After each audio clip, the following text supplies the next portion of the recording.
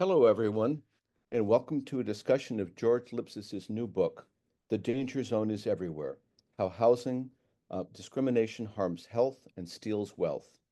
I'm Charles Briggs, professor of anthropology and the interim director of the Institute for the Study of Societal Issues, which is home to the Berkeley Center for Social Medicine, which is sponsoring today's event.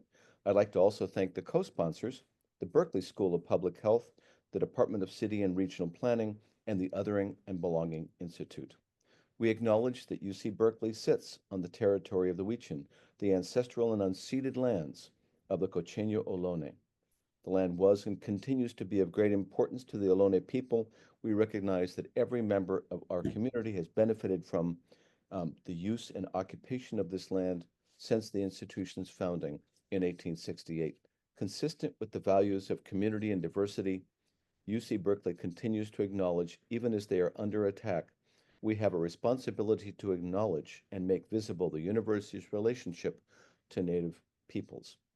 By offering this land acknowledgement, we, albeit weakly, but as firmly as we can, suggest that we are accountable to the needs of Indigenous people. The format for today's event is that after I introduce him, Professor Lipsitz is going to talk about his new book for about 45 minutes. Then we'll have a discussion. If you have a question, please use the Q&A feature. I will be happy to ask those questions on your behalf. And now it is my tremendous pleasure to introduce George Lipsitz, Research Professor Emeritus of Black Studies and Sociology at UC Santa Barbara. A rather mainstream introduction would point to some of the books that he has written that have transformed studies of race and ethnicity, American studies, and a broad range of disciplines in the social sciences and humanities.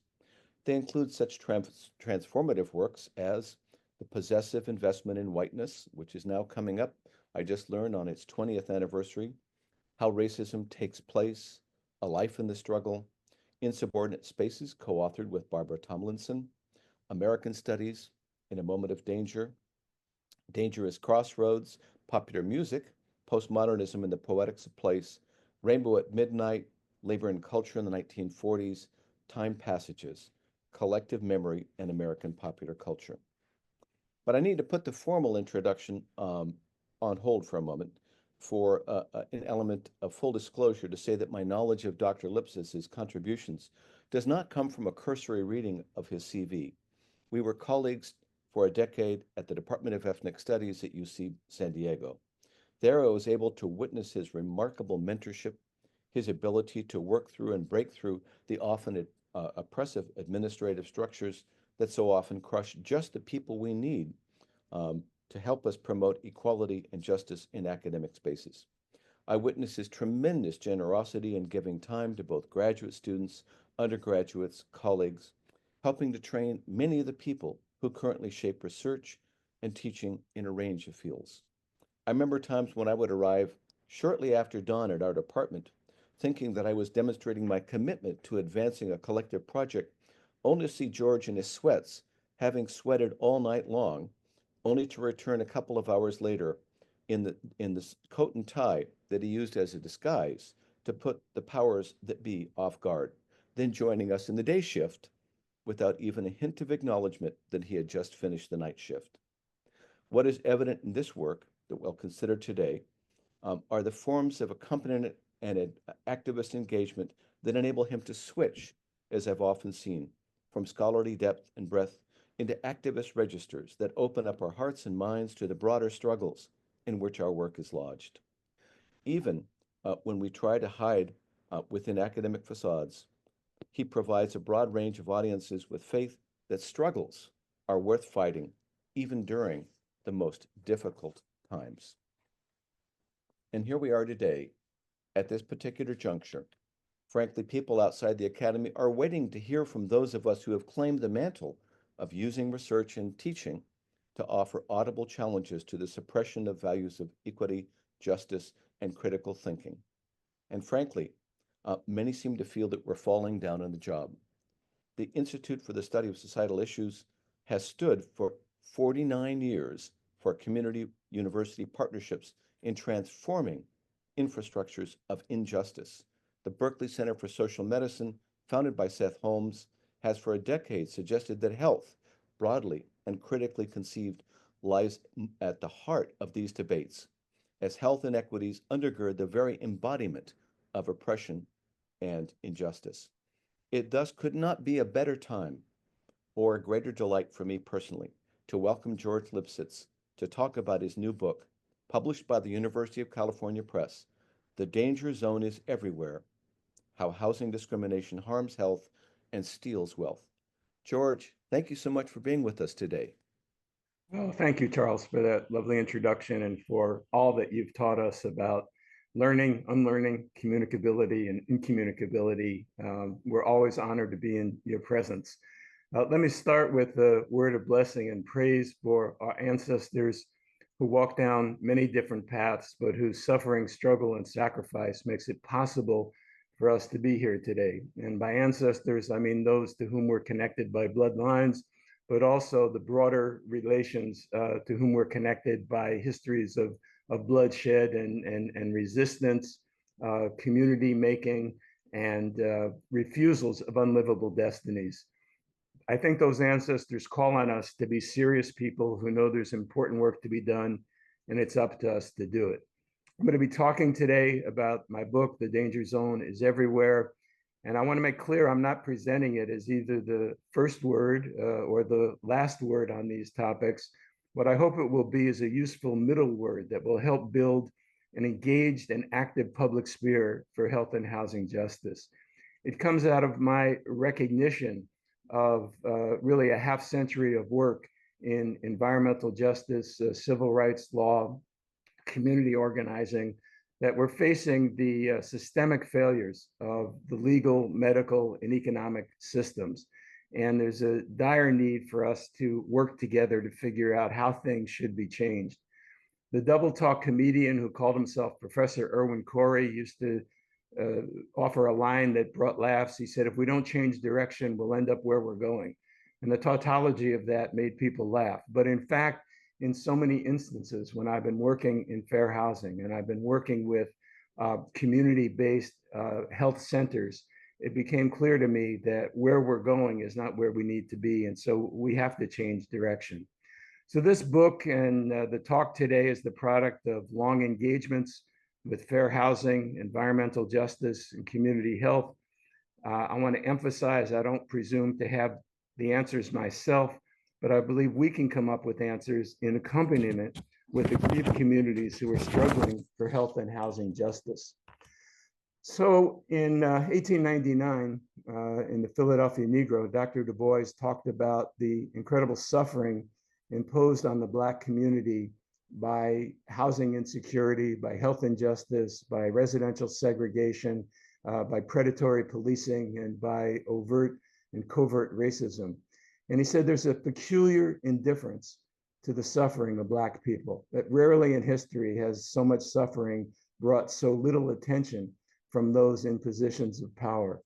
72 years later, the year when I started working with the People's Coalition Against Lead Poisoning in St. Louis, Marvin Gaye released a song called Save the Children.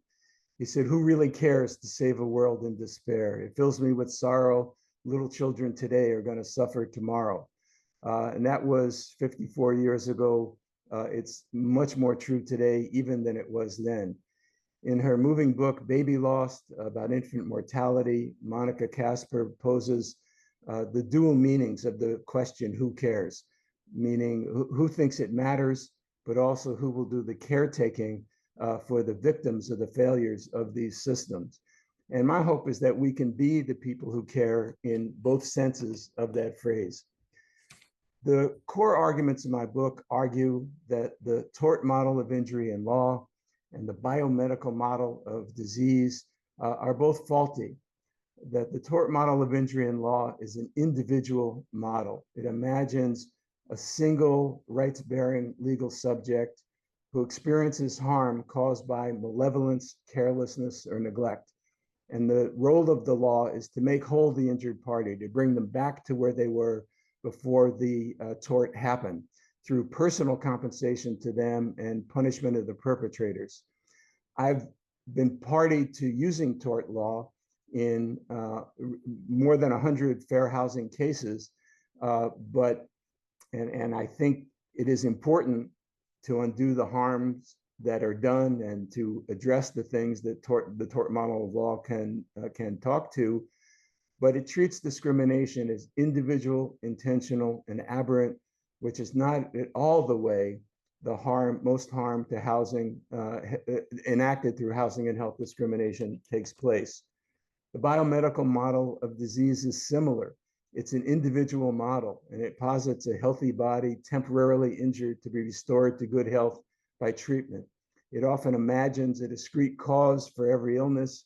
It treats the body as an isolated machine with parts that can be fixed and replaced. And it often, most importantly, treats race as a biological category rather than a political construct.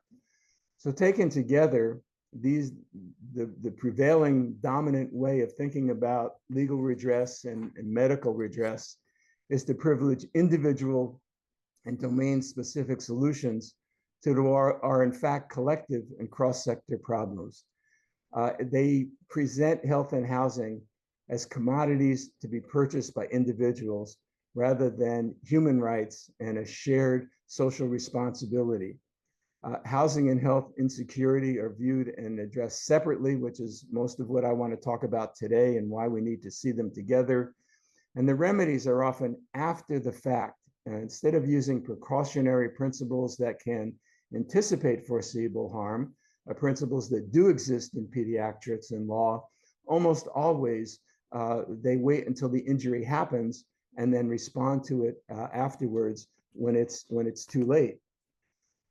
My working on these issues has come through accompaniment and learning from people who are experts.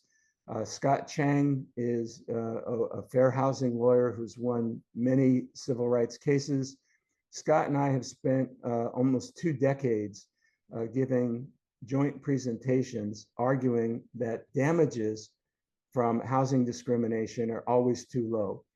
And two of the reasons why they're too low is that they don't account for the health differences in different neighborhoods and the health injuries done to people by the act of discrimination itself, and as well as its consequences. But the remedies also don't provide housing opportunities.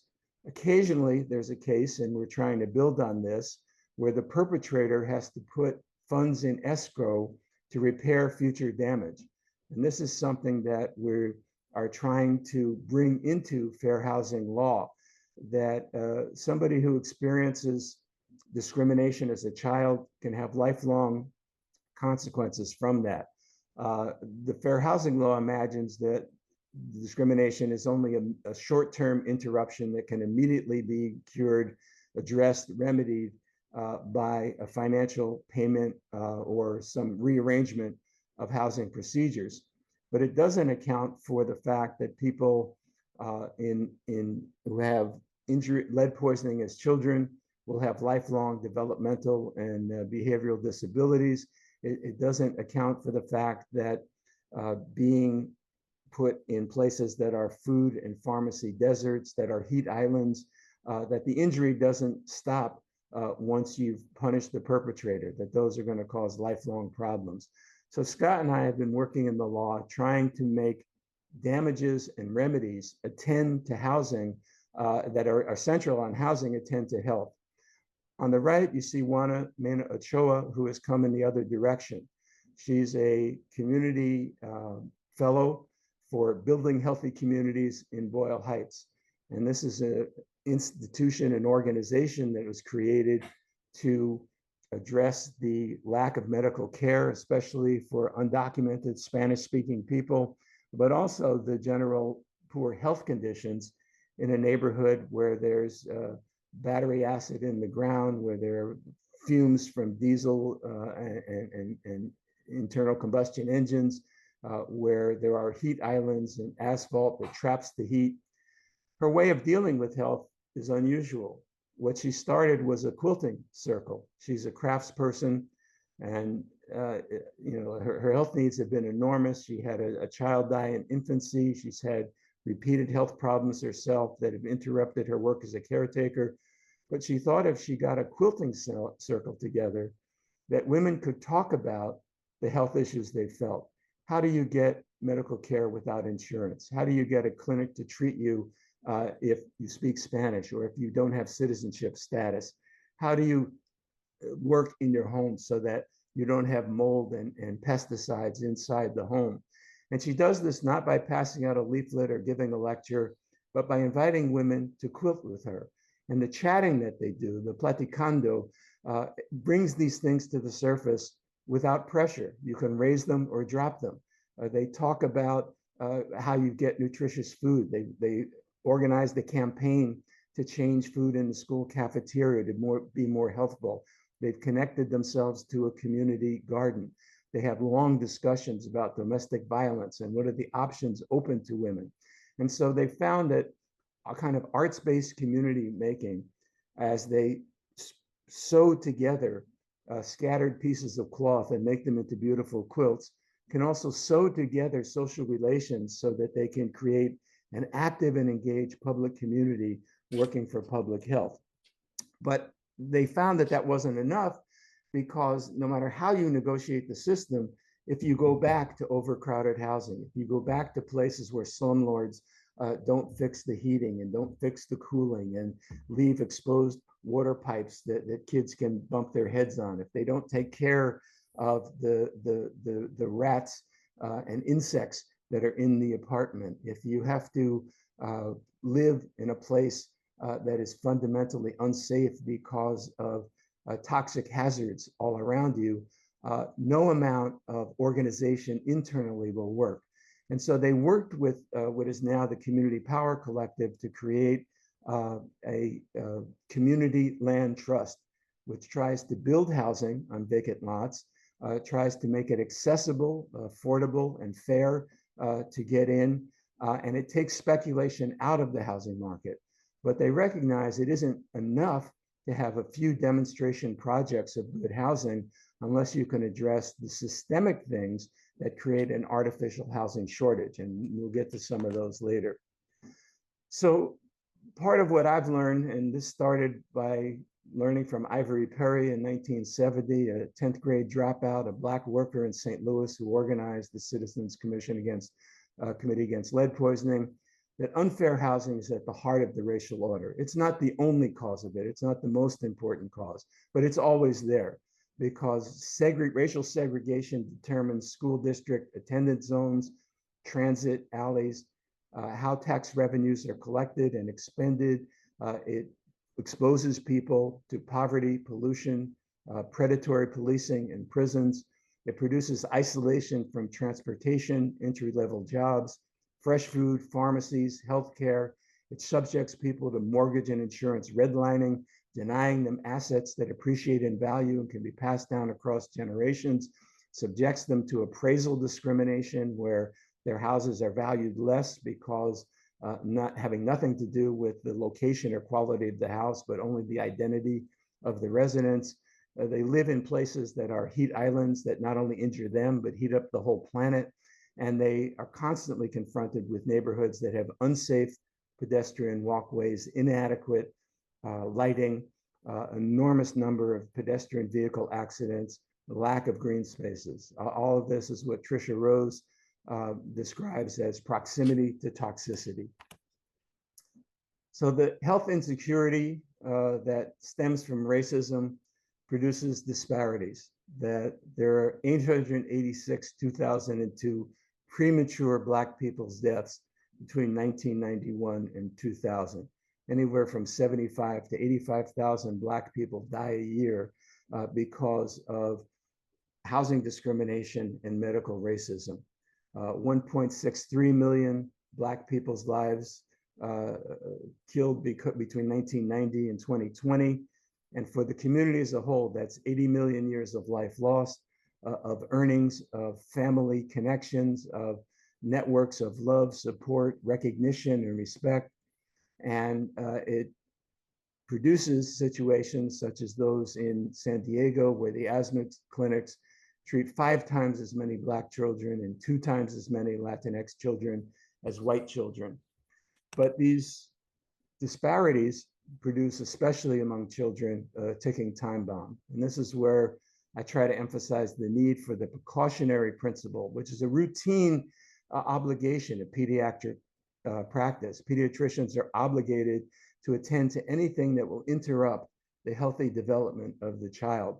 And I think we need to apply that to children, to adults, and to the society as well. That lingering diseases that people contract at childhood, including the tensions from racism that make it more likely to have hypertension as an adult, but also what psychologists call status-based recognition sensitivity.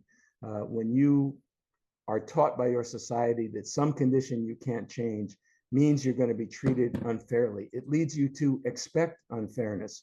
And it can lead to introversion, where you don't venture out and do things because you think there's no connection between work and reward. Or it leads to dangerous extroversion, where you go out and take risks because you think you're living on borrowed time anyway, because you've been told that your life doesn't count, that your concerns don't count, that every institution you encounter, from the school to the bus to public health, considers you its lowest priority. Under these conditions, 3 million children, most of them Black, currently inhabit dwellings contaminated by lead-based paint. Houseless children in New York, 38% of them are Latinx, 37% Black, 3% Asian American, 7.5% white. And all of these give children adverse early life experiences. And the childhood exposure to pollutants and other health hazards creates higher risk for adult heart disease, anemia, kidney damage, dementia, lung cancer, and hypertension. The early deaths of family members also mean that their ability to have caretakers is interrupted by the late life consequences and continuing consequences of health discrimination. Many studies have shown that Black women especially weather more quickly in old age, that their bodies break down because of all the unfair and unjust circumstances they've been forced to confront.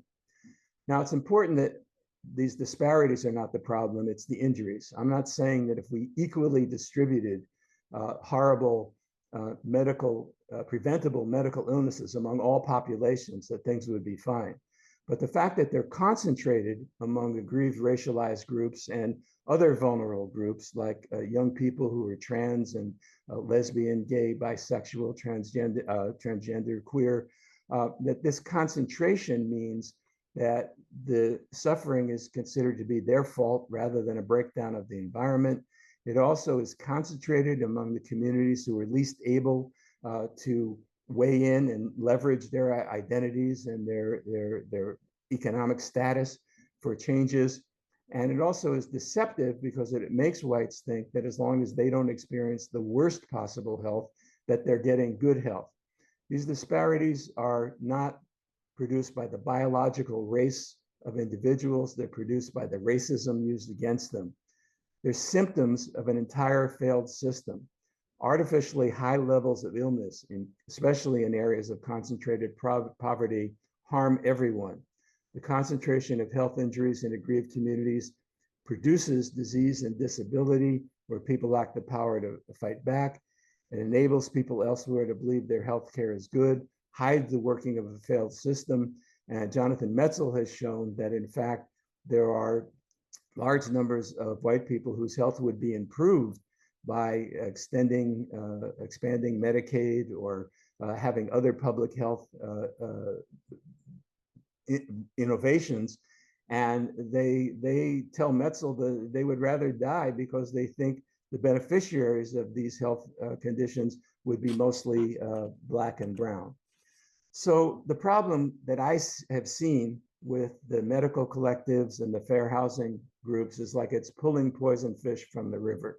If there's pollution upstream, the fish are going to get sick. If you pull them out of the river, nurse them back to health under some circumstance, you've done a good thing. But if you throw them right back into the stream of unfair housing, right back into the stream of medical racism, they're simply going to get ill again. And you've only temporarily interrupted what is an atemporal systematic problem. The challenge for us has been how to make healthcare and housing remedies work together. As I said before, Scott Chang and I have been arguing that fair housing damages are always too low because they don't take health injuries and health consequences into account, and their remedies don't include providing housing. The medical remedies that people like Juana Mena Ochoa come up with, which do a lot of good, are always incomplete because until they develop the community land trust, they don't factor housing in as a cause. That the legal and medical remedies available to people are temporary. They send clients and patients back into toxic dwellings and neighborhoods. Now, there are places where fair housing and health have worked together. On the left, you see residents of the Coal Run neighborhood of Zanesville, Ohio. This is a place where the city and the county deliberately denied bringing water and sewer connections to a neighborhood because it was almost all Black. They argued it would cost them too much to provide this service for this neighborhood. The residents showed that, in fact, by moving the pipelines around the neighborhood into white suburban areas, the city was actually spending more money to deny them water and sewage than it would if it provided them. That it was simply a racist denial, which meant that they had unclean water, they had tremendous incidence of waterborne illnesses. But they spent 20 years complaining about this. When it got to court, the city and the county said, well, they never complained before. And so the groups came up with 20 years of complaints that they had been making. The city and county then said, well, these people chose to live in this all Black neighborhood. They could have moved elsewhere, not taking into account the housing discrimination and the artificial housing shortages that lead them there. They were able to win an $11 million judgment in federal court, would set a precedent to saying that fair housing has unfair housing has disastrous health consequences that the fair housing law enables people to remedy. And this is something that can be taken to other places. On the right, you see the community land trust that Juana Mena Ochoa and the Building Healthy Communities in Boyle Heights created. They created a democratic form of governance where they have deliberate talk and democratic talk and decision making to decide how to produce housing that takes speculation out of the market. And this includes how to encourage there to be businesses in the neighborhood that are healthful and culturally sensitive instead of poisoning and design for others. Often community land trusts create such a good situation that all they do is invite gentrification. And so they had to find a way to make sure that the housing innovations that they create would continue to be guided by and in the interests of the people in the neighborhood. Polish intellectual named Stanislaw Lech says that in an avalanche, every snowflake pleads not guilty. And this is the issue when you're dealing with disease and housing, that if you tell people that the housing conditions are bad, and the courts say, well, those conditions are bad only because the schools in that area are bad, so people don't want to live there or invest in it. And then you go complain about school segregation and they say, we're just following the housing patterns. And the same thing happens with health, that someone will come in and be given the remedy that the doctors prescribe, but it's totally inappropriate for their situation and conditions, that they're assuming a middle-class white patient who doesn't have to deal with other issues. Kevin Mosby did a great study of AIDS in Atlanta, where he said that even some of the most socially conscious remedies for AIDS didn't attend to the fact that white middle-class people who have AIDS are in a different position than people of color who are poor, who have an avalanche of health issues, of which AIDS is only one. So there's research being done now that talks about the need to connect health and housing. Sarah Rios, who's at the University of Wisconsin-Madison, has a book coming out called Diseases Have No Eyes. This is about valley fever. And she talks about the ways in which public health and pharmaceutical companies and the state prison system try to pose valley fever as a matter of the biology of individual people. They're looking for genes that cause valley fever. They're looking for a vaccine that can be used. The prison system when there are instances of valley fever in the prisons, transfer out of that prison the racial groups that have the highest percentages of them, but they don't clean up the water, they don't clean up the air. The prison officials continue to drink water that's bottled in while the prisoners drink the polluted water from the area. And by moving prisoners, in one case, Blacks and Filipinos who had disproportionate amounts of valley fever, they overlooked the fact that all the other people were susceptible to it, that valley fever is influenced by global warming. It's influenced in places where agricultural labor and construction tears up the land and releases the spores that help spread valley fever, that people who are drinking unclean water and people who live near the prisons are exposed to it. The one at a time individual biomedical model fails to deal with the health effects of poverty, prisons, and pollutions. Louise Seamster, who's at the University of Iowa, has a book coming out, The Flint Water Coup, Debt at the End of Democracy.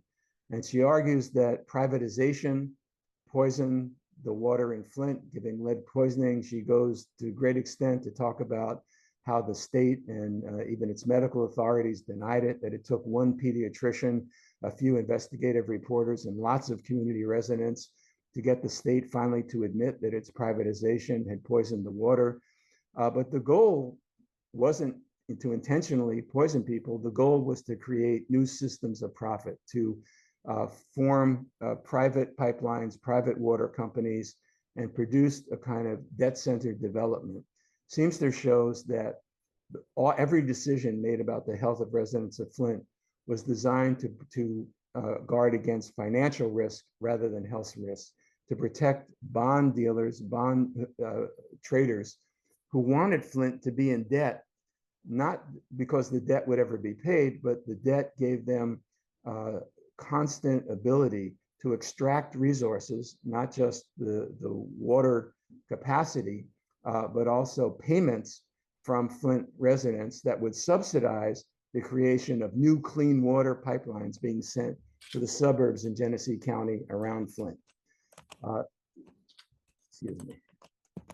So our final example comes from the work of Juana Maria Rodriguez, who's a colleague of some of you at Berkeley, who has written a book and several pieces that include arguments about Proyecto Contracida por Vida, a group in the Mission District in San Francisco who, before gentrification made it impossible for them to live there, used the segregation of queer people of color in a narrow area to build congregation and to create community-based health responses to the AIDS epidemic. They were dealing with medical neglect of people with AIDS because of racism, homophobia, nativism, class domination. But they also recognized that simple biomedical responses wouldn't help if people had no reason to live, if they felt that their lives were worthless, if they felt that nobody cared about them. So Proyecto produced a whole series of items in which they saw healthcare as collective practice, everything from sex positive messaging to distribute condoms, interlingual wordplay to be sex affirmative, soccer teams where people could congregate together. And so they created a form of community-based medicine that saved lives and also built a community of care, of accompaniment, of mutual respect. Two things got in the way. One, because they were dealing with many identities. They assumed that you couldn't just treat people because of their sexuality. There was also their language. There was also their class status. Many of them came to the Mission District because they were expelled from homes where their sexuality was unwelcome. And so there was a whole need to create an ecosystem, a social ecosystem that would support them and enable them to engage in healthy practices. They, as you can see from this altar, they also use Catholic iconography. Many of them were ashamed and humiliated by sex negative practices coming from people believing that that was what Catholicism taught. And they tried to invert the Sacred Heart of Jesus and other Catholic symbols into affirmations of love for everyone. So the central claims that I'm trying to make is that both the tort model of injury and the biomedical model are after the fact, that the precautionary principle of foreseeable harm would help, that multiple access problems need intersectional solutions, and that law and medicine alike need an active and engaged public sphere constituency for health and housing. The difficulty we face is that these things don't remain static. Malcolm X used to say that racism is like a Cadillac. They make a new model every year. You can't repair a 2022 Escalade with a 1968 Coupe de Ville owner's manual. And you can't cure a 2022 health and housing discrimination with a 1968 civil rights model. Some of the old, but the Cadillac is still a Cadillac, and some of the old forms still exist. There's still refusal to sell or rent. There's still real estate steering where people of different races are guided toward different places. There's still blockbusting and reverse blockbusting where people use the racial combination, identification of the neighborhood as a reason to produce panic selling or panic buying. There's insurance and mortgage redlining, gerrymandered school and voting district lines. These have been around for a long time. But there's also, every year, something new comes about. Elizabeth Corver Glenn has a great book called Race Brokers, talking about lowball home appraisals, that when a home appraiser comes and sees a home by a Black family, they get an appraisal that they think is too low. So they clear the house out of the Jacob Lawrence paintings and the Toni Morrison books. They put in Andrew Wyeth painting and books of Shakespeare. They have a white friend show the home. And that same home is considered to be $500,000 more valuable when it was occupied by whites than when it was occupied by Blacks. And that means you can't refinance. It means you can't charge what the home is worth. It steals wealth. It basically impedes the acquisition of assets that can appreciate in value and be passed down across generations. But those same homes that get lowball home appraisals get artificially high tax appraisals. Andrew Carl shows that the tax system is an engine of racial inequality, that in cities across the country and rural areas as well, Black property is given high tax appraisals in order to subsidize lower tax payments by businesses, racetracks, community centers, sports stadiums, and homes of private white individuals. Seamster and Danielle Purify talk about the ways in which outbonding, that is the drawing of municipal lines to keep amenities in places where whites live and to put all the hazards in places that are occupied by Black and brown people. And also bonded debt is used as an instrument of racial inequality. Destin Jenkins talks about the ways in which all cities that are considered or seen as having significant Black populations are given worse bond conditions than cities that are seen as all white. You add to that predatory policing, fines and fees, and most recently, private equity control of housing, where instead of mom and pop landlords, you have thousands and thousands of houses being controlled by private equity units who can make money leaving them vacant, who can also then not be found when you need to have repairs made or if you try to sue them for fair housing violations. Now, communities fight back. The Environmental Health Coalition in San Diego is a prime example. Their health project teaches people to be organizers, activists, health teachers. They have promotoras who go door to door to speak about the dangers of industrial air pollutants, lead hazards, toxic cleaning products. They help people improve household ventilation caused by mold and carbon monoxide. They reduce pesticide use. They make home energy less expensive, more efficient, and environmentally conscious. This all is still consistent with the biomedical model of health. but they also try to look at the broader social ecology of illness. And so they have campaigns for a climate justice transit system, free transit on non-polluting buses. They have a healthy neighborhoods green land use development in National City committed to closing polluting businesses, protecting creeks and parkland, building pedestrian paths and bike lanes, creating green spaces, and building affordable housing near public transit. So they're a model of some of the remedies that can come about. In the short run, I argue that doctors, lawyers, medical personnel, legal personnel need to have questionnaires, that the fair housing lawyers need to ask about health conditions, and the doctors and narrative medicine groups need to act about housing. And they need to create discussion groups in which patients, clients, and professional attorneys and medical personnel get to together see what is going wrong in the healthcare and housing systems and to forge solutions together. In the middle run, we need more affordable housing and race-conscious medical and legal training. And in the long run, we need to see health and housing as human rights, as collective resources, not as private communities. This means for the professionals especially to push back.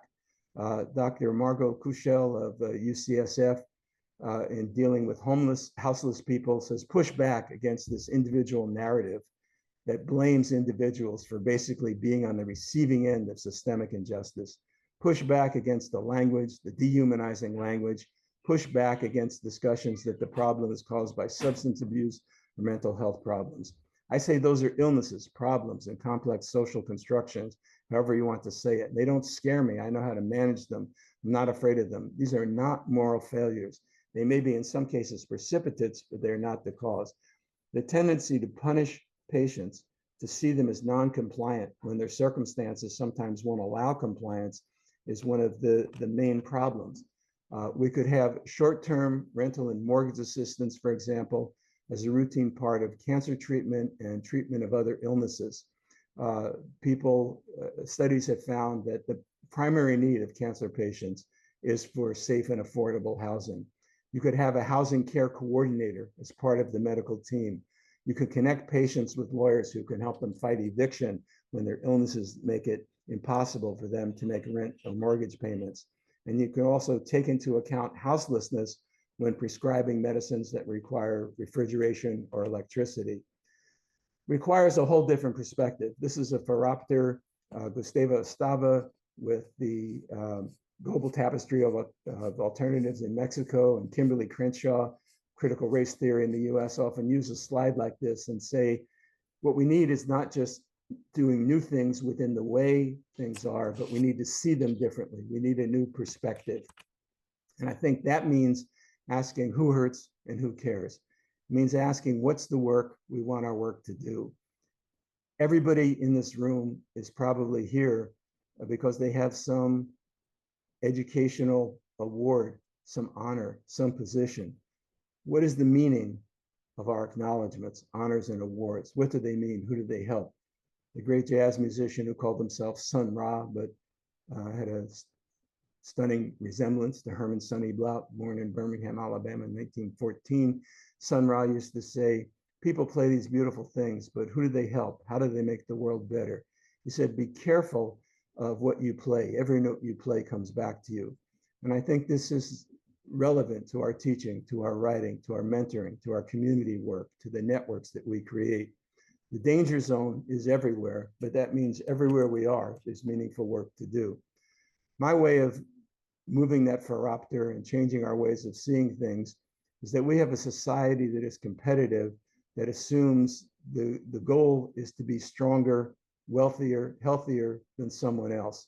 But society is really like the wheels of a mill, that basically all of them need to function together for the mill to work. If one wheel of the mill is too strong, it actually breaks the others and the whole mill breaks down. And I think this is the harm that's done by housing and health discrimination. And I think that we need to find ways to make all wheels of the mill strong, to make all people healthy and have access to fair, affordable, accessible housing. Thank you. Thank you so much, George. That was really just exactly, I think, what we need today. And I'm pleased to be the one who'll be able to ask some of the questions. Don't forget, if you'd like to ask a question for Dr. Lipsitz, just put it into the Q&A. And we have one.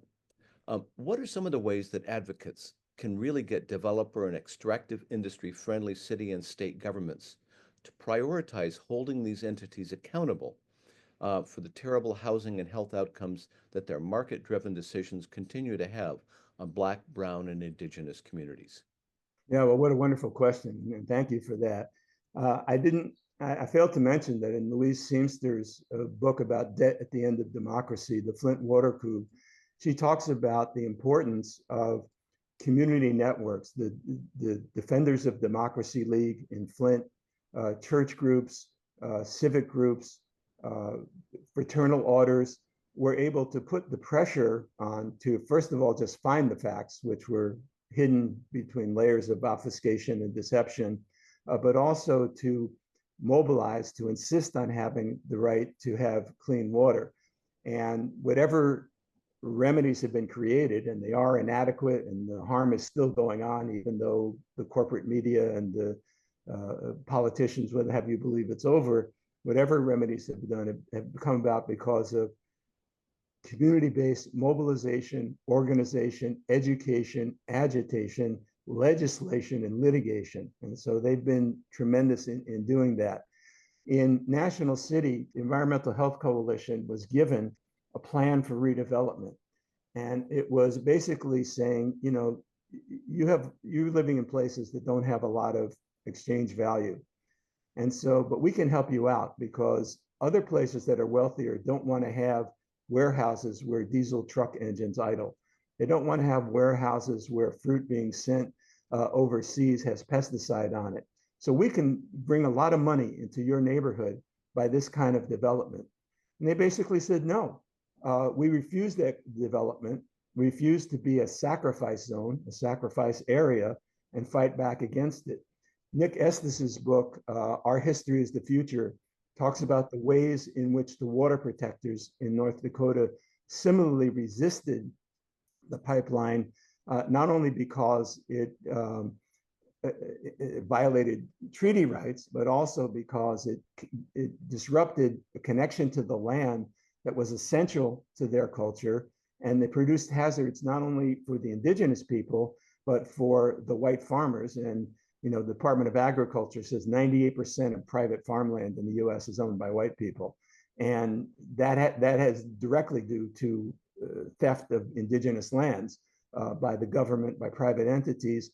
But they were able to mobilize against it and to develop allies in other places. The St. Louis, the Citizens Coalition Against Lead Poisoning, was able to get a very good ordinance passed.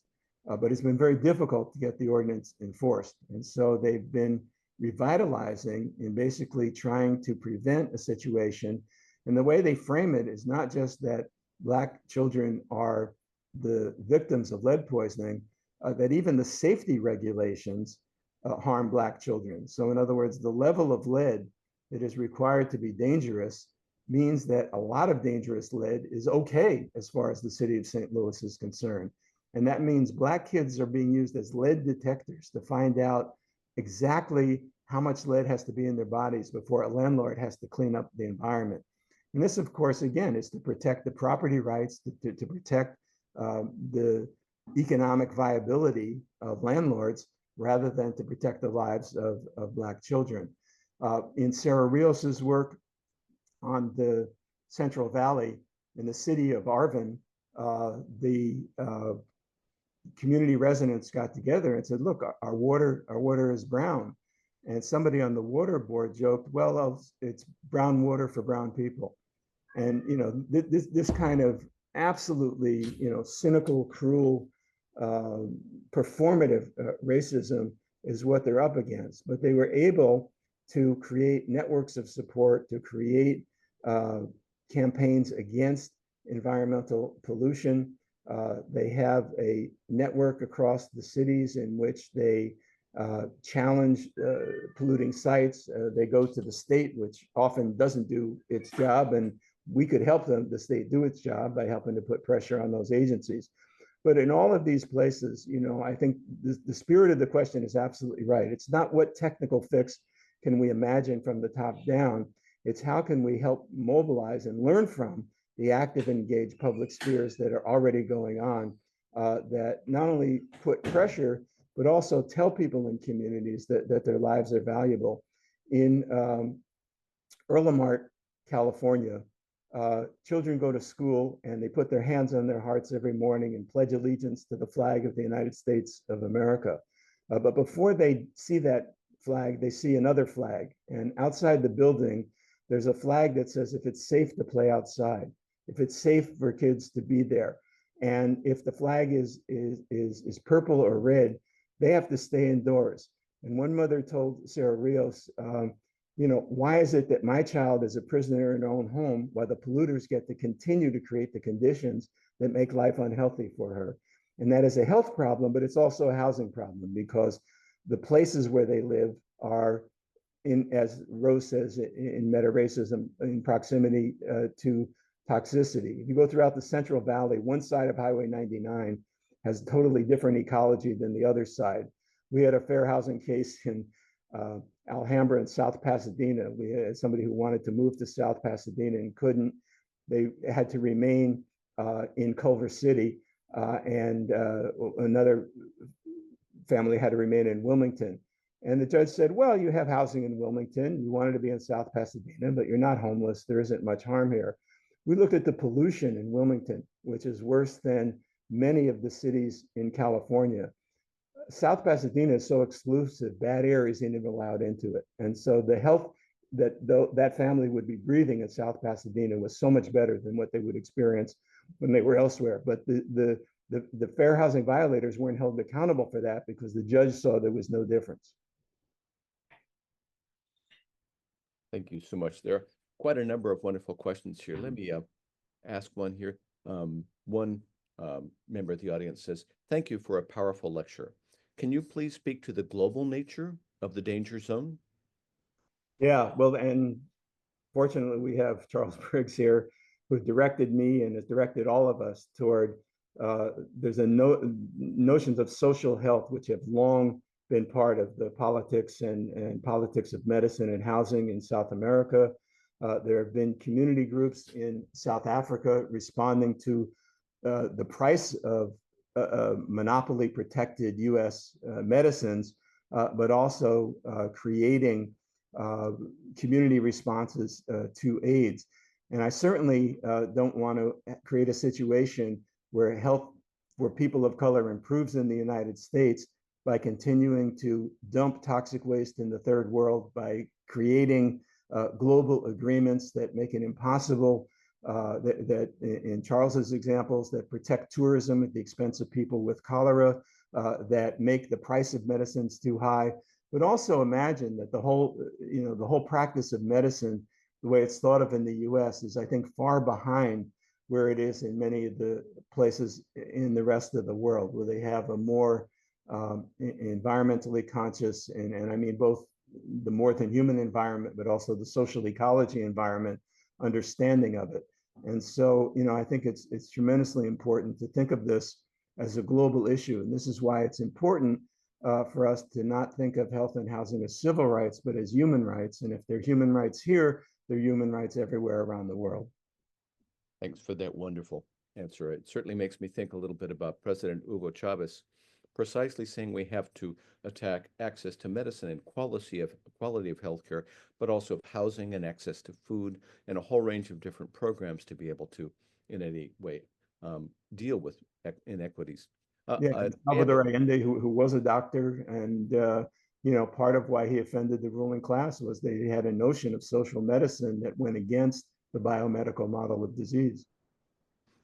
And still structures Latin American social medicine and critical epidemiology.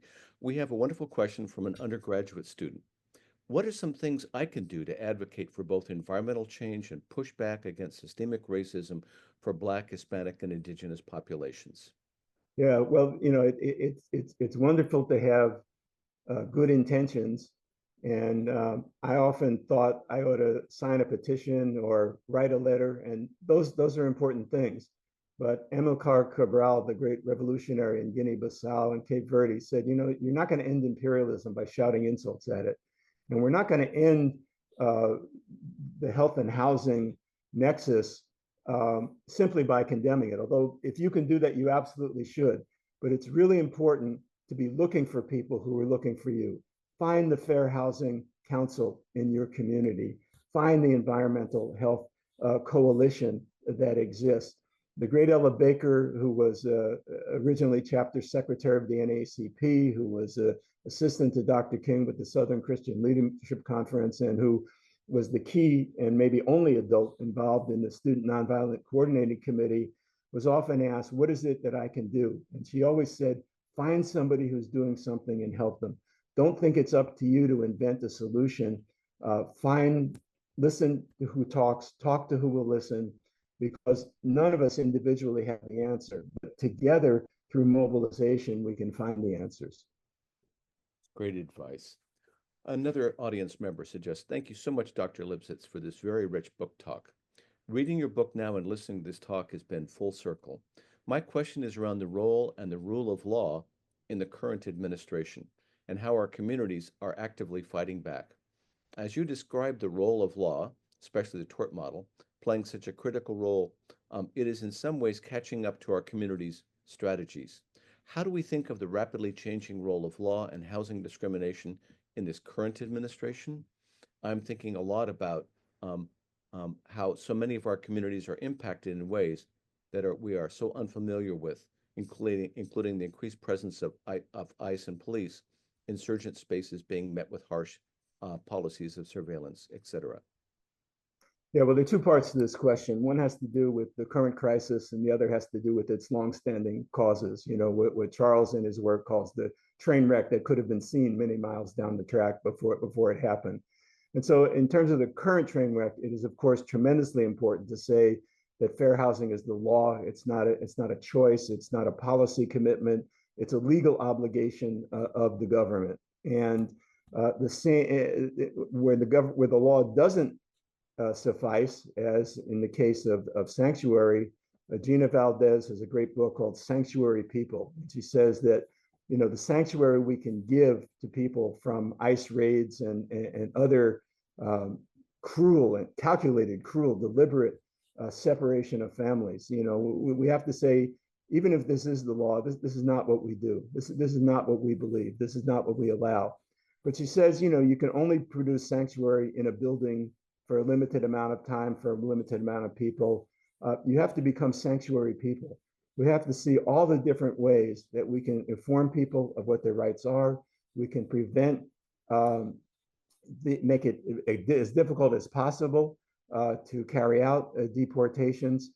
We can use the law where it's valuable. Shannon Speed's book on legal opposition to incarceration of indigenous people, including children in cages on the border, is a good carrot to this. And so we do have to resist and respond whatever way we can. But we have to understand what the law is. And that is that the law is like the caduceus in medicine, that stick with two snakes around it that you see on a medical bottle, or you see on a doctor's license plate, that the same things that harm can heal. The same things that kill can also cure. The law is basically structured in dominance. It's set up to protect property, not to protect humans. Many times I've had attorneys in fair housing cases remind me that this is not a court of justice, it's a court of law, and that the law is deliberately set up to offer only limited remedies for systemic problems. And so while we have to certainly oppose the lawlessness of the current administration, we also recognize that the law has not always been our friend. The 14th Amendment was passed basically to protect the rights of Black people. 13th and 14th Amendments say that the badges and incidents of slavery cause racial oppression, and therefore citizens are entitled, residents, not just citizens, but all people under the protection of the U.S. Government are entitled to rights. That 14th Amendment, 90% of the cases have been used to protect business against labor. And so we have to understand that the law is a temporary remedy, but in the long run, we have to create active and engaged public that will demand that the law be used in certain ways, demand that healthcare come about, but it's not going to come from the top down. It's going to have to come from the bottom up. Thanks so much for that. We have a very appropriate question that's about libraries, since this is a book talk. It reminds me of the Reverend Ben Chavis, who was one of the Wilmington 10, and he told a story of desegregating the library in his hometown. He walked in under the sign that said whites only, and the librarian said, "Can I help you?" He said, "Yeah, I'd like a library card." And the library pointed up and said, "Can't you read?" And he said, "Yeah, I can read. That's why I want a library card." So the question is, I'm very interested in the role of libraries in this work, especially public and academic libraries. And I write and I teach about this. Do you have any thoughts about how libraries can make a difference? Yeah, well, there's a great example. The Cultural Work of Poetry Collective in San Jose meets in the San Jose Public Library, and it brings together students, faculty members at San Jose State, houseless people, working people, women who are domestics, and they collectively write poems and use the library as a space of not only cultural creation, but also social connection. And the libraries are a tremendously important public sphere that are misused. Walter Brissett, the Red Cliff Lake Ojibwa activist, always used to say, you know, it's funny that the American people have great libraries, but very short memories. He says, with the Ojibwe, it's the opposite. We have bad libraries, but we have really long memories. And so I think the goal is to kind of try to bring these together, to understand that many people who've been excluded from libraries have their own archives and repositories and repertoires of embodied memory that are important. And bringing those into the libraries is important, but also seeing the library as a site of public education, as increasingly the school apparatus is being seen as a form of competitive credentialism, as a place to sell degrees and learning modules. It becomes more important to think about the libraries, the museums, the public parks, the arts groups that become places where we can make connections and talk seriously about social problems. So how about a call to arms for academic institutions today, which are precisely under attack? I mean, the current policies are meant to be able to dismantle institutions of higher education.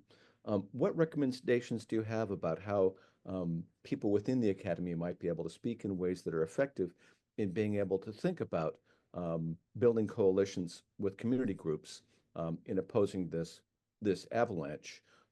Here, I thought your slide was very apt. This avalanche of inequality that is descending upon us. There's an Argentinian artist named Claudia Bernardi who said that in Argentina, the goal of the dictatorship wasn't just to kill people or frighten them. It was to make the world so ugly that nobody thought cleanliness and goodness would be possible again. And she says they almost succeeded. And I think you read Ernst Bloch's description of Nazism in Germany in the 1930s. It's the same language, the same affective appeals that are being used today. And they're designed to make you want to shut up, to make you scurry off to some private refuge, to make you feel that it's so defiled and hopeless that there's nothing you can do. And really, the most important thing is to not learn that lesson, to understand that we have long fetches of history behind us, that we have incredibly powerful resources, and that we can resist these things. In 1845, James Russell Lowell wrote a poem called The Current Crisis, in which he said, truth forever on the scaffold and wrong forever on the throne. He was writing at a time when the slaveocracy controlled all three branches of government, which may sound familiar. And he said that, you know, in this kind of situation, it's almost impossible. But he says, but even though truth is on the scaffold and wrong is forever on the throne, he says, God above in heaven keeps watch above his own. He says that people can become emboldened whenever freedom is possible. In 1845, it didn't seem possible. 1859, it didn't seem possible. The US government executed John Brown as a traitor, and everybody cheered. 4 years later, when Lincoln issued the Emancipation Proclamation, 200,000 enslaved people ran away from the plantations. They joined the Union Army. Another million stayed behind, staged a general strike in the fields. 4 years after John Brown was executed, even white people went into battle singing about John Brown's body as if he were Jesus Christ, and his sacrifice was to make people free. So these things can turn around because the real dynamics that happen under the surface. This administration didn't start in 2021. Believe me, it goes back to conquest. It goes back to indigenous dispossession and slavery unwilling to die. The war in Gaza didn't start October 7th last year. And so the desire to respond to it is important, but we have to understand that it has a long history behind it, and it will be a long battle against it. Thanks so much. Well, we have to make sure that even if Musk can take away our funds, he cannot take away our dreams. We have a question. Are there any resources related to preventing gentrification when remedying discrimination?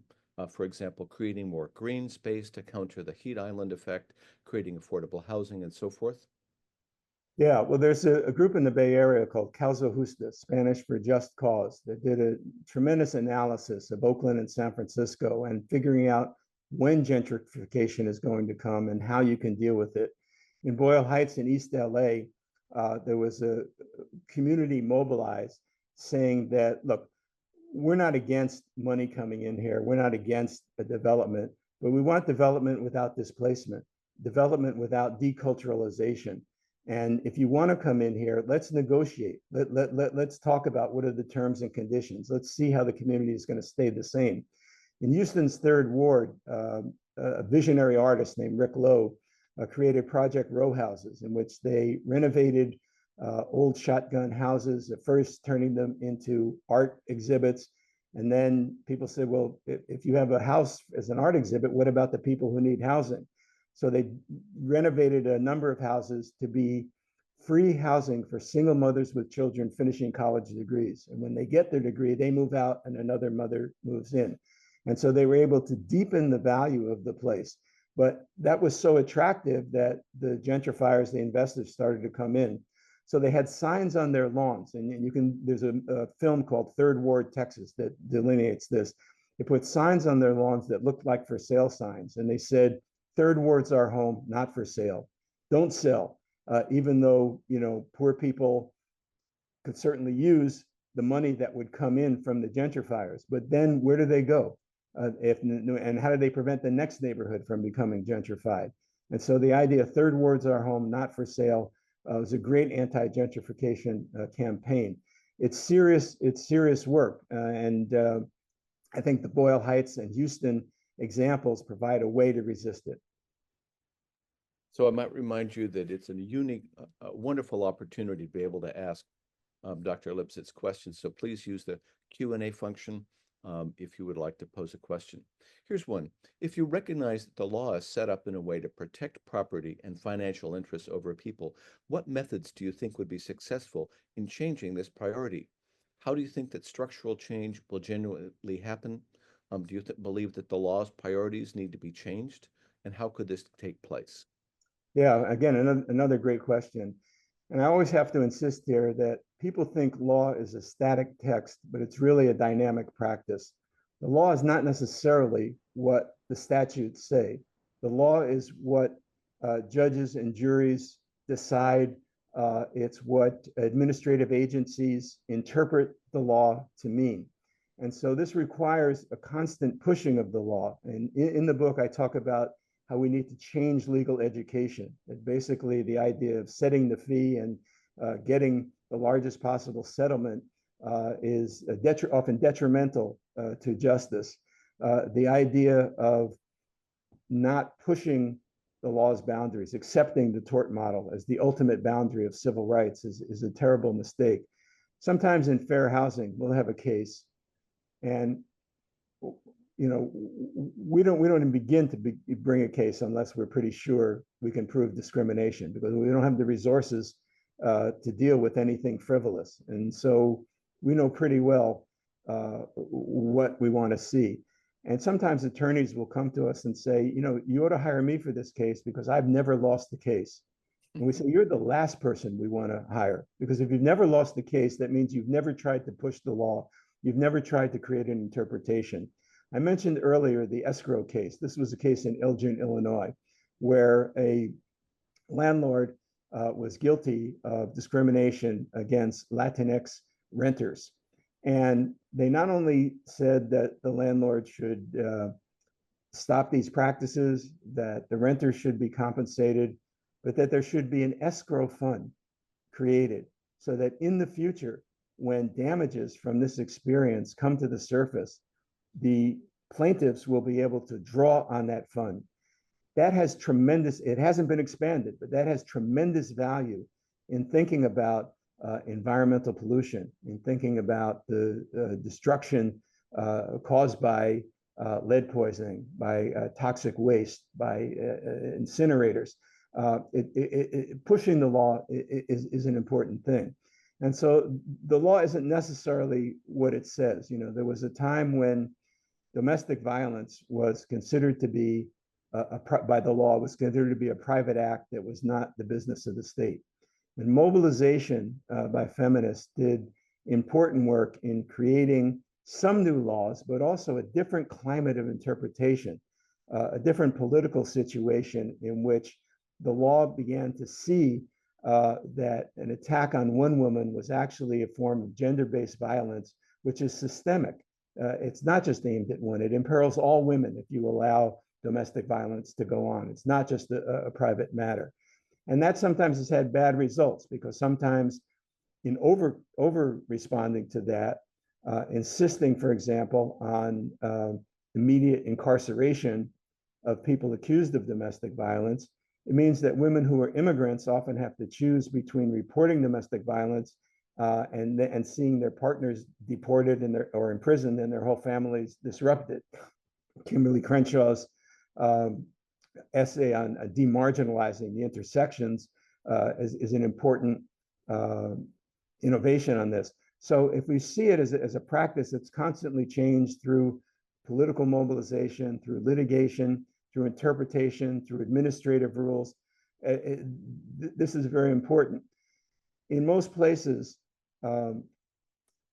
sexual identity, people who are queer, who are trans, are not protected by fair housing law. In California, they are, but in most places they're not, and they're not protected by federal law. But a number of attorneys said, well, this is actually sex discrimination. The law, it's about sex, and the law doesn't just say it's about female gender, it says sex discrimination. And courts have repeatedly argued that people who are gay and trans have standing under this form of fair housing law. So the need to push things is tremendously important. And also to understand that victories like the Zanesville case that I mentioned earlier, the suit that Baltimore and Memphis brought against Wells Fargo, these produced important settlements. They didn't lead to verdicts, but they led to settlements which produced tremendous things, including things to inhibit gentrification in Baltimore and in Memphis, but also a kind of pouring resources into one zip code in Grand Rapids, Michigan, that not only created safe housing, safe routes to school for youth, but also employment for people returning from incarceration whose records made them unemployable in other places.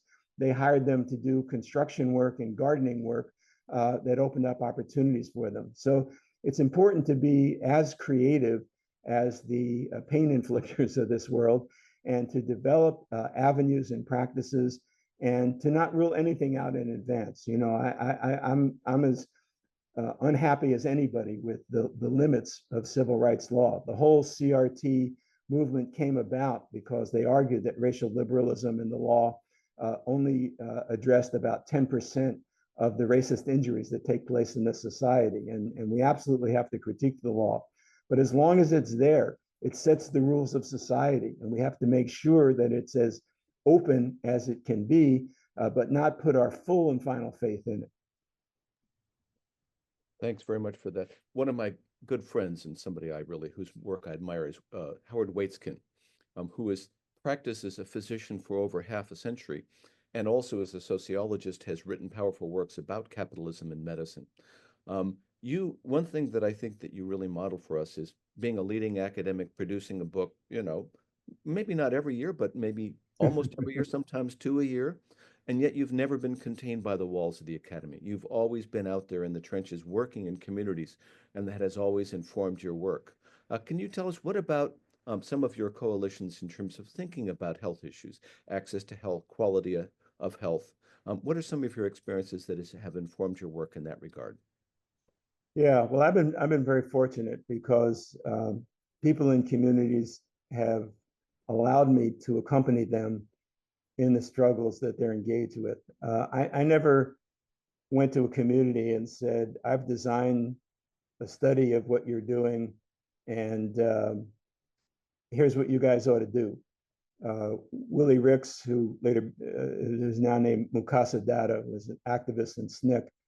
And he said it was annoying to be part of a social movement where academics constantly came in and they extracted information from the social movement group that enabled them to advance themselves as scholars, but didn't provide anything of use for the group, except sometimes they would give them a blueprint for what the group ought to do, a manifesto that they wrote that they thought the group should adopt. And Willie Ricks always used to say, these brothers think Mr. Say is the man, but around here, Mr. Do is the man. And so being attentive to Mr. Do, to the work of social movements, honoring it, observing it, hanging around, being there when you might be useful to it is important.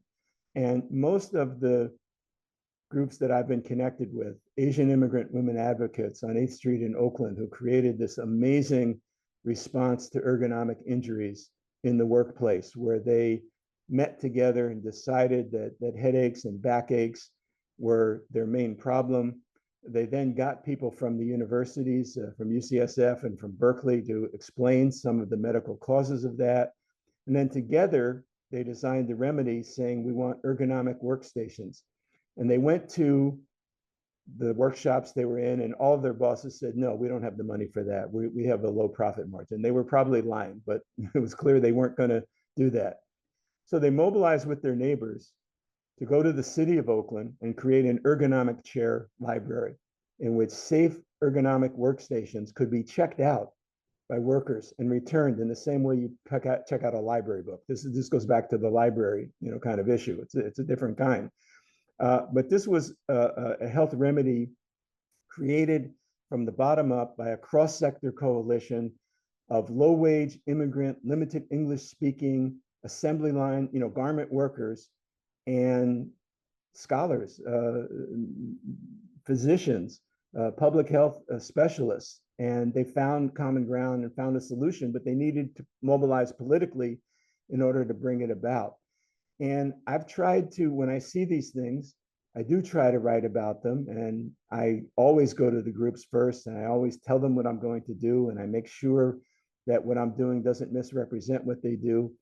And they've asked me to be part of things. And so Asian immigrant women advocates asked me to be part of sessions that they ran about the organizing strategies of Ella Baker. The Building Healthy Communities in Boyle Heights invited me to write with them a book called Solidarte, Building Health Equity on the Bedrock of Traditional Community Arts. That's where I met Juana Mena Ochoa, who I mentioned earlier. And it's clear that things that are expert in the academy can be almost useless in the community. But some things that you think are not important in the academy can be tremendously valuable in the community. You can write a leaflet when it's needed. You can connect them to understand struggles that are similar to their own in other places. And by being yourself, strengths and weaknesses, things can help out. We had a session that Jordan Camp and Christina Heatherton created on 6th Street in LA with the LA Community Action Network, an organization of houseless people. And I went in with the wrong understanding. I said, well, um, I can help you out because I've done a lot of writing, and we could put together a book that's like a town meeting in which people who are houseless and people who write about houselessness can be in the same book. And they did. They produced a book called Freedom Now, and they produced another book after that on the politics of housing. Uh, but they said, no, we can put out books. We can write our own story. What we need you to do is to find out why these judges always talk about this broken windows theory. Where did this broken windows come from? And I said, well, it actually came from the sociology department. They said, well, go back there and do something about that because it's killing us out here. So there was meaningful work to be done in the academy, in the realms that we know about, that was useful to the community, that didn't need to be brought to them. It was them pushing me to see what was all around me. And in sociological writing and decision making, I've often tried to call attention to the harm done by broken windows policing and the ignoring of real broken windows that people in aggrieved areas have. And people say, well, that's your thing. I think we ought to just live and let live. If somebody wants to believe in broken windows policing, you ought to let them do it.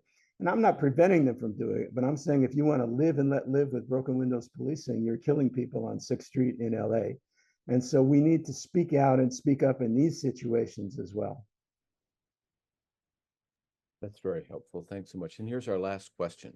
So how do we continue doing research on the effects of racism on health and well-being without reifying race? Yeah, well, this is the central contradiction, and it goes back to the caduceus I was mentioning earlier, that stick with the snakes around it. Poison can be medicine, the toxic can be tonic, the things that kill, things that cure. You always run the risk when you identify race as the problem rather than racism. It's not the race of people that gives them different outcomes. It's the use of it. We always say that race is a biological fiction that's become a social fact. Race persists because racism exists. And so it is important to point out that we're talking about racism as the problem, and racism not alone, because racism is a form of turning difference into domination. And that is important for Indigenous people. That's important for talking about disability issues. That's important for talking about issues of sexuality and gender. It's important to talk about language discrimination or citizenship status, that there's a broader principle there in which racism is a crucible in which many other cruelties are learned and legitimated, and it needs to be addressed. But we also have to understand that racism never appears alone. We used to say it's the life of the party. It never goes anyplace alone. It's always connected to sexism, to class domination, to imperial legacies of indigenous dispossession. We do have to see these things as connected. But, just because there's a danger in something doesn't mean it can or should be avoided. My use of the danger zone is to say that in some ways we have to flock to those dangerous places and work through the contradictions. We can't wish them away or will them away, but in working through them and working with others, we can understand how to turn that poison into medicine. That's wonderful advice. We had an event at the Latinx Research Center that was sponsored by Dr. Clara Montini Briggs and myself, and we had Dr. Hayes Bautista, David Hayes Bautista of UCLA, and he gave us one of his wonderful sayings, which is never let a good crisis go to waste. So I think that you've given us here an example of how it is that in the very midst of the avalanche that we face, that we're able to think about inspiration, we're able to find solidarity and a companionment, but also of people within the academy now, as well as people outside of it. So I can't thank you enough for being able to give us exactly the sort of some of the healing that we need today. And we'll actually maybe end with one of the final comments Phenomenal as always, coming from Dr. Lipsitz. I particularly appreciated that instead of centering the text on the avalanche of the coalescing forces that culminate atop of marginalized folks, he centered it on multiply marginalized communities that are thinking and acting communally in divergent ways to resist. This helps us not to get stuck in the freeze, but in the to really move on to the part of the fight. So thank you so much, George. What an honor to be able to have you with us today. Thank you so much, Charles. A great blessing for me to be